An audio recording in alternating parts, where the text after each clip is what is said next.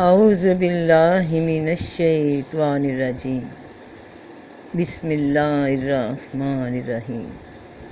السلام علیکم ورحمۃ اللہ وبرکاتہ۔ میں ان کے لیے انہی کے بھائیوں میں سے تیری مانند ایک نبی برپا کروں گا اور اپنا کلام اس کے منہ میں ڈالوں گا،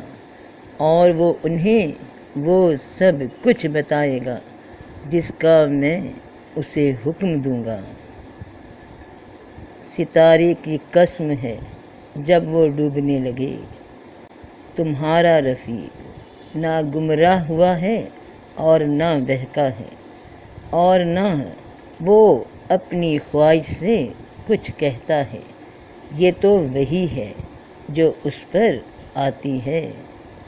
تو اپنا کلام اس کے منہ میں ڈالوں گا، اور وہ انہیں وہ سب بتائے گا جس کا میں اسے حکم دوں گا۔ تو تمہارا رفیق نہ گمراہ ہوا ہے اور نہ بہکا ہے، اور نہ ہی وہ کوئی بات اپنی خواہش سے، اپنی مرضی کے مطابق، اپنے مفاد کے لیے تم سے کچھ کہتا ہے، بلکہ یہ وہی ہے، وہ کلام ہے جو میں نے اس کے منہ میں ڈالا ہے۔ تو فرشتوں نے کہا،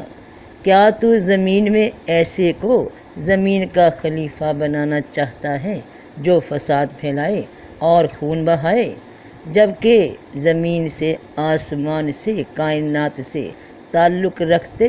سب کے سب امور جو کہ تو نے ہمارے ذمے لگا رکھے ہیں، ہم تو اس کی مسلسل پابندی کر رہے ہیں،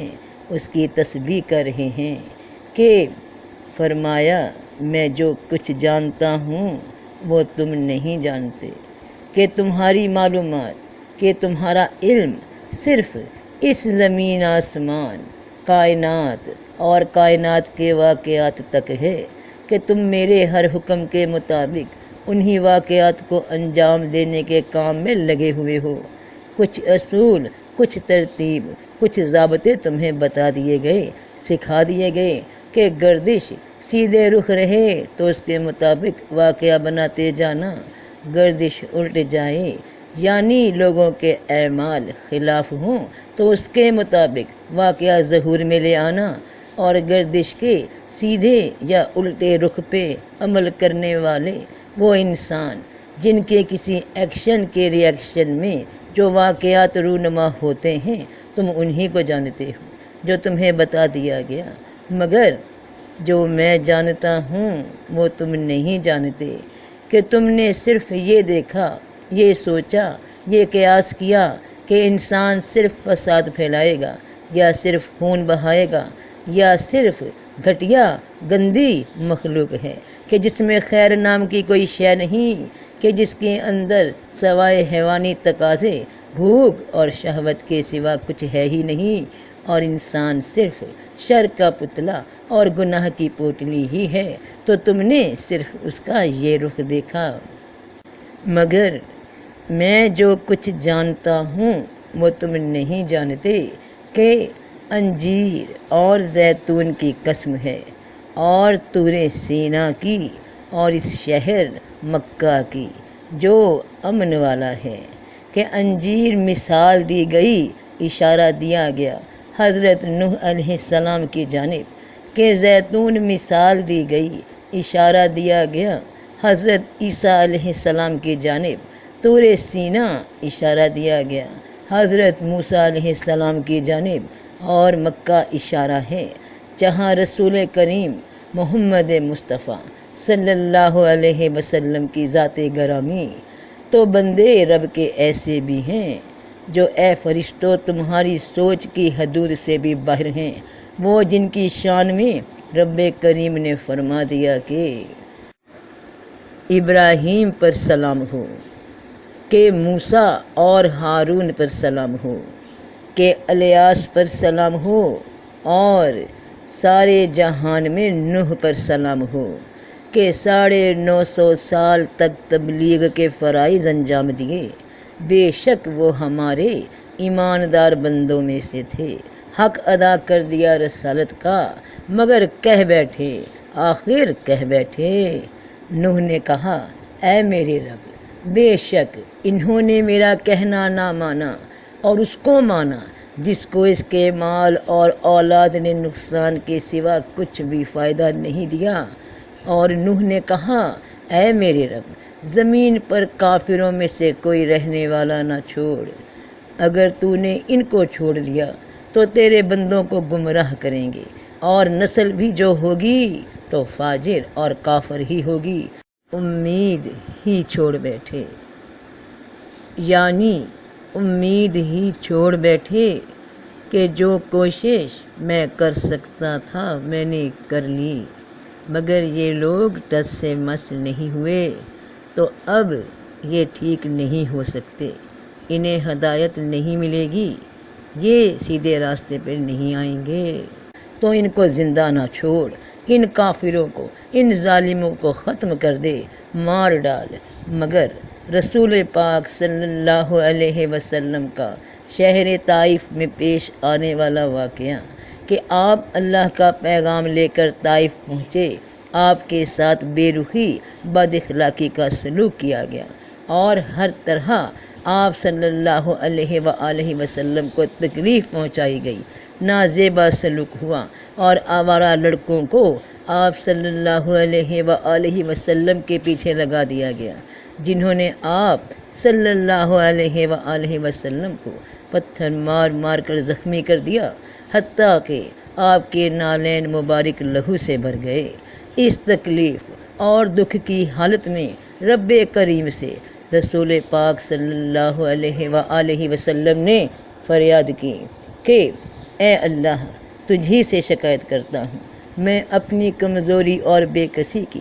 اور لوگوں میں ذلت اور رسوائی کی۔ اے ارحم الراحمین، تو ہی ضعفاء کا رب ہے اور تو ہی میرا پروردگار ہے۔ تو مجھے کس کے حوالے کرتا ہے؟ کسی اجنبی بیگانے کے جو مجھے دیکھ کر تر شروع ہوتا ہے اور منہ چڑھاتا ہے، یا کسی دشمن کے جس کو تو نے مجھ پر قابو دے دیا؟ اے اللہ، اگر تو مجھ سے ناراض نہیں ہے تو مجھے کسی کی بھی پرواہ نہیں ہے، تیری حفاظت مجھے کافی ہے۔ میں تیرے چہرے کے اس نور کے طفیل جس سے تمام اندھیریاں روشن ہو گئیں اور جس سے دنیا اور آخرت کے سارے کام درست ہو جاتے ہیں، اس بات سے پناہ مانگتا ہوں کہ مجھ پر تیرا غصہ ہو یا تو مجھ سے ناراض ہو۔ تیری ناراضگی کا اس وقت تک دور کرنا ضروری ہے جب تک تو راضی نہ ہو۔ نہ تیرے سوا کوئی طاقت ہے نہ قوت۔ شاید میرے سے ہی کوئی غلطی ہو گئی ہے، شاید میں ہی صحیح طرح سے تیرا پیغام نہ پہنچا پایا،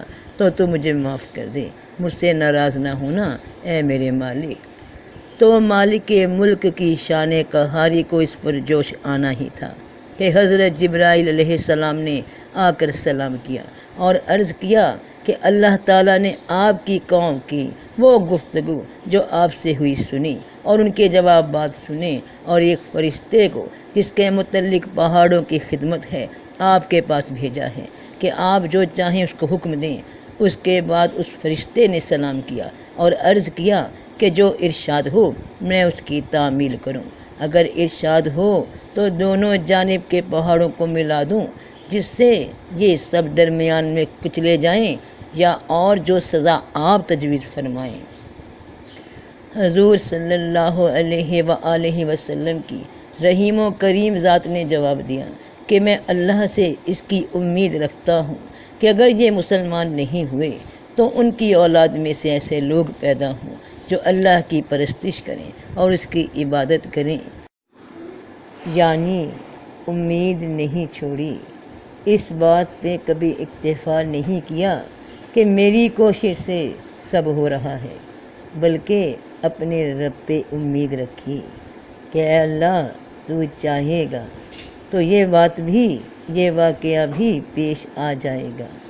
کہ یہ کافر یا ان کی آنے والی نسلیں تیرے نام لیوا ہوں گے کہ تو ہی ہر شے پہ قادر ہے۔ یہ نہیں کہا کہ نوح نے کہا اے میرے رب، بے شک انہوں نے میرا کہنا نہ مانا اور اس کو مانا جس کو اس کے مال اور اولاد نے نقصان کے سوا کچھ بھی فائدہ نہیں دیا۔ اور نوح نے کہا اے میرے رب، زمین پر کافروں میں سے کوئی رہنے والا نہ چھوڑ۔ اگر تو نے ان کو چھوڑ دیا تو تیرے بندوں کو گمراہ کریں گے، اور نسل بھی جو ہوگی تو فاجر اور کافر ہوگی۔ تو ان کو زندہ نہ چھوڑ، ان کافروں کو، ان ظالموں کو ختم کر دے، مار ڈال۔ تو اور تمام رسولوں پر سلام ہو، مگر بے شک اللہ اور اس کے فرشتے نبی پر درود بھیجتے ہیں۔ اے ایمان والو، تم بھی اس پر درود اور سلام بھیجو، کہ کہیں یہ بھی بد دعا مانگ دیتے، یہ بھی ہاتھ کھڑے کر دیتے کہ اے اللہ اب کوئی بھلا نہیں ہو سکتا، یہ لوگ نہیں بدل سکتے، تو ایک بار پھر سے ایک اور طوفان نوح آ جاتا، اور اس بار دنیا ختم ہو جاتی، قیامت آ جاتی، لوگ ختم ہو جاتے۔ تو رحمت للعالمین کی شان کیا ہے۔ اور تمام رسولوں پر سلام ہو، اور رسول پاک جناب حضرت محمد مصطفیٰ صلی اللہ علیہ وسلم پہ درود و سلام ہو، سلام بھی ہو، درود بھی ہو، اور قریب ہے کہ تیرا رب تجھے مقام محمود میں پہنچا دے۔ تو کیا یہ مقام محمود کی شان نہیں کہ رب کریم خود درود بھیج رہے ہیں؟ تو اپنا کلام اس کے منہ میں ڈالوں گا، اور وہ انہیں وہ سب بتائے گا جس کا میں اسے حکم دوں گا۔ تو تمہارا رفیق نہ گمراہ ہوا ہے اور نہ بہکا ہے، اور نہ ہی وہ کوئی بات اپنی خواہش سے، اپنی مرضی کے مطابق، اپنے مفاد کے لیے تم سے کچھ کہتا ہے، بلکہ یہ وہی ہے، وہ کلام ہے جو میں نے اس کے منہ میں ڈالا ہے۔ یہاں تک بات کو سمجھا دینے کے بعد بہن بھائیوں، بیٹے بیٹیوں، اب اس بیان کے اگلے حصے میں ایک خاص راز انشاءاللہ اس پہ بات ہوگی کہ اللہ پاک ہے، کس شے سے پاک ہے، کس طرح پاک ہے، کس شان میں یہ بیان ہوا، اس کا کیا مفہوم ہے۔ تو انشاءاللہ اس کے دوسرے بیان میں آپ تک اس بات کو پہنچاتی ہوں، اپنے اللہ تعالیٰ کے حکم سے، اس کے فضل سے، اس کی اجازت سے۔ وہ جیسے جیسے الفاظ عطا کرے گا ویسے ویسے الفاظ پہنچا دوں گی۔ تو سب کا بھلا، سب کی خیر، جیتے رہو بہن بھائیوں، بیٹے بیٹیوں، فی امان اللہ۔